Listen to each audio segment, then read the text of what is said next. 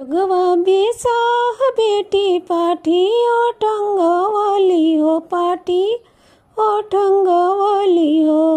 भाभी जे ले गईली चोराय सोना माई रे। भाभी जे ले गईली चोराय सोना माई रे। घोड़वा चढ़ल अइले भैया हो कवन भैया। काहे बहिनी नैना डारे लोर सोना माई रे। काहे बहिनी नैना डारे लोर सोना माई रे। जोगवा बेसाह भैया पाटी ओ ठंगवानी हो पाटी ठंगवानी हो। भाभी जे ले गईली चोराय सोना माई रे। भाभी जे गईली चोराय सोना माई रे।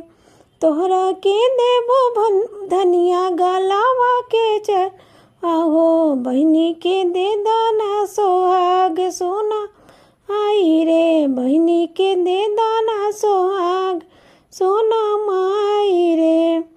जगवा बेसाह बेटी पाटी ओ ठंगवाली हो पाटी ठंगवाली हो। दीदी जे ले गईली चोराय सोना माई रे। दीदी जे ले गईली राय सोना माई रे। तारा कड़िया चढ़ल आवेले जीजा हो कवाना जीजा।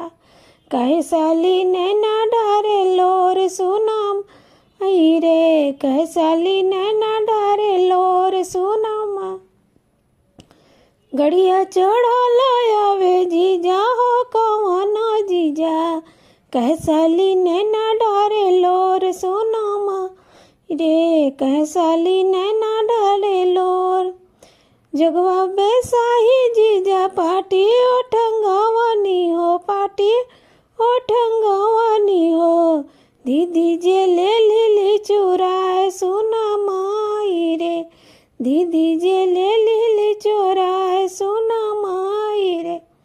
तोरा के देबो धनी सोनावा के हरावा हो सोनावा के हरावा हो।